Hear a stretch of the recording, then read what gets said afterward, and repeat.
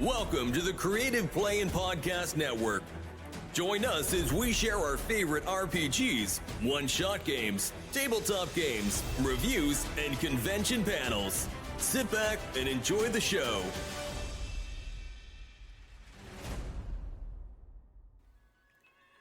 Hi, this is Kelly, aka Trixie from Ragnarok and Roll, a Scion to Ragnarok story, and Tilda Wimblewick from D&D Journey of the 5th Edition. First off, I would just like to say thank you to everyone for listening to our varied adventures, as well as for rating us on iTunes and RPGpodcast.com. If you haven't rated us yet, we would greatly appreciate it if you could. And if you're looking for more ways to support our efforts, we are now on Patreon, a great site where you can help us continue making more podcasts, as well as some special surprises for our patrons. If you can, please look us up at www.patreon.com/cppn. Every little bit helps.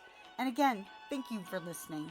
Hey guys, Jim here with Creative Play and Podcast Network, and joining me today is a friend who's not been on in far too long, Debra from ParDen Us Gaming and the Everyverse RPG. Hey Deb. Hey there, how you doing?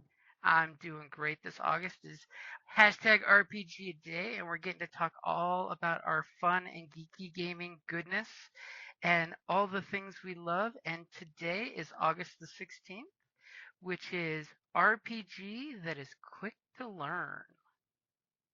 I've got an honorable mention and a good pick for myself. And did you want me to go ahead and start, or would you like to start?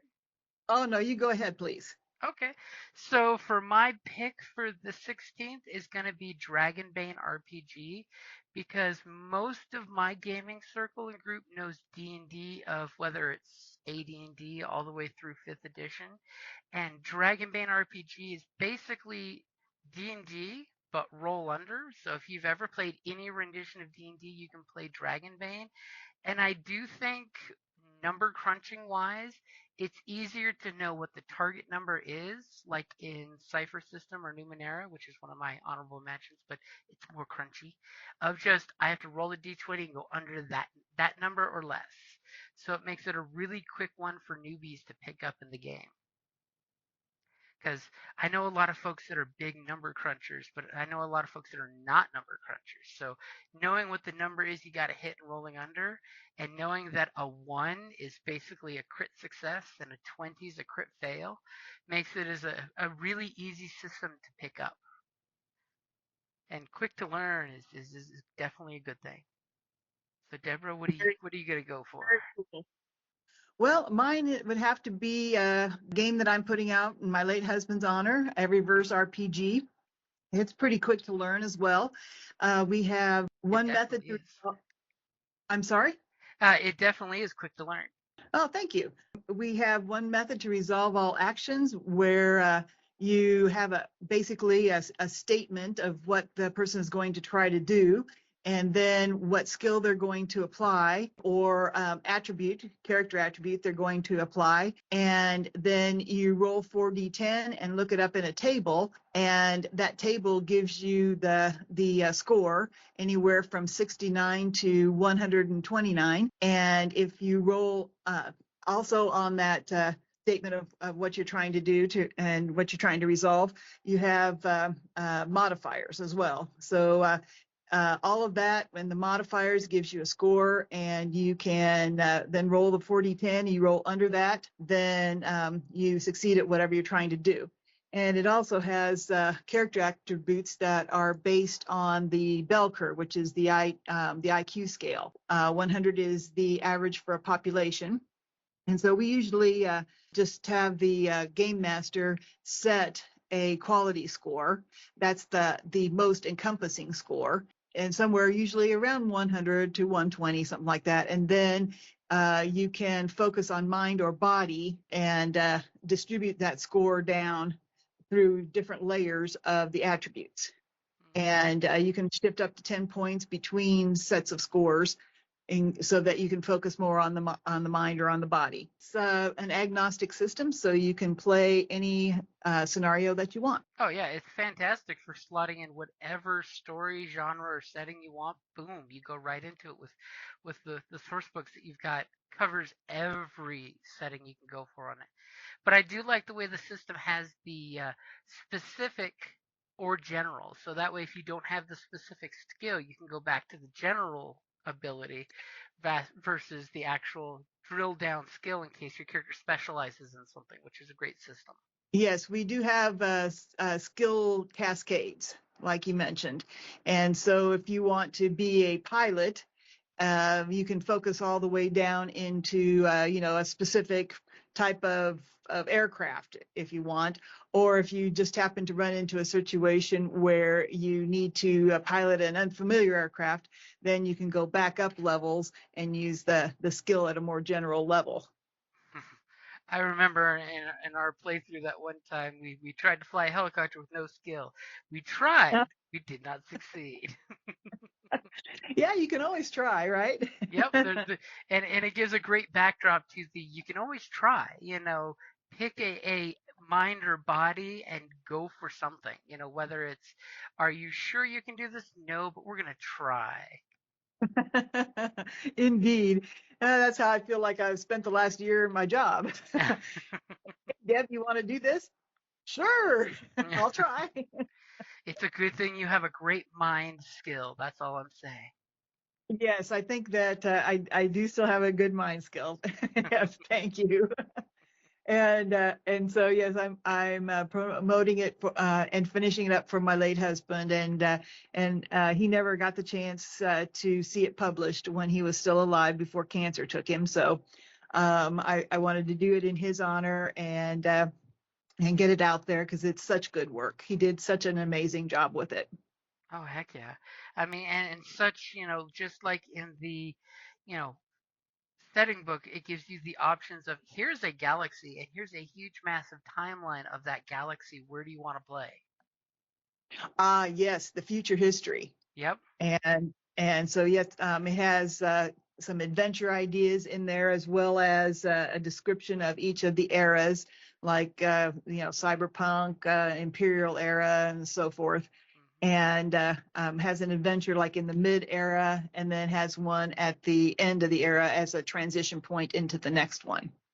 So yeah, he was very brilliant with that. Absolutely. So I'll totally hit you up for the plug of I know Drive Through RPG is a good place to pick up Everyverse RPG. Where else can folks find it? It's also on itch. And our website of www.pardenusgaming.com, if you go and look at the products available, then it will take you to either place. And And I that's believe, yes, and you can still get it on Amazon as well. and that's ParDenUS Gaming. Yes, it is. Yep, I love the name. Just gotta say, I love the name. Well, again, in my late husband's honor, as in PAR for Parizek and DEN for Den. But is there any honorable mentions you have for RPG a Day? Honorable mentions. Wow. Like I said, I haven't played a lot of other systems.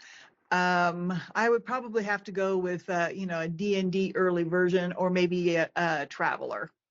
I think that there are still some folks out there doing the Traveler, with the set of black books and so forth.